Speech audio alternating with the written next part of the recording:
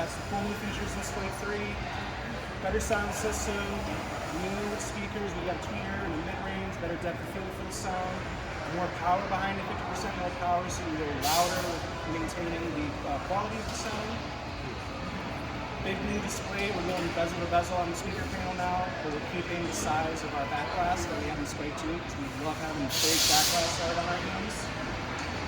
And I'll hand it over to Andrew to tell you more about the game itself. Yeah, down inside the game, we've got the force save, which is the magnet below the flipper. It just spins enough to light up the action button to then be able to control that magnet, critically it back into the shooter lane or back up the middle. If you have the spinners enough, Yoda will actually hold the ball and help you out and try to chuck it up for you. You of course then have the Death Star 2 scope on all three models. Dash it, put balls inside. You can start Death Star multi-balls there, or blow them both up. The AT-AT scope on all three models is there to represent battle cost, but on these two, it comes crashing down as you score the super jackpot and wiggles around when you bash it other times as well.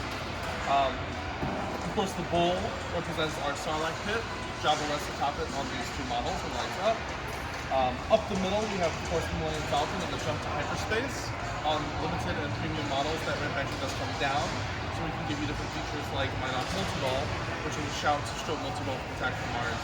Just bash it up the middle, see how long it can go, maybe get an extra ball. Of course, these two models also come with additional sculpts like Darth Vader, Stormtrooper, TIE Fighter, and Jabba, of course. But each shot represents one of the rebels with their own story to tell in their fight against the Empire.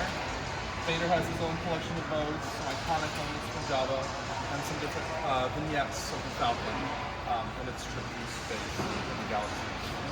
Over an hour of footage from the original trilogy, over 1,000 individual clips. I think we got pretty much everything that every Star Wars fan wants to see in this game, and it's all very approachable from the start.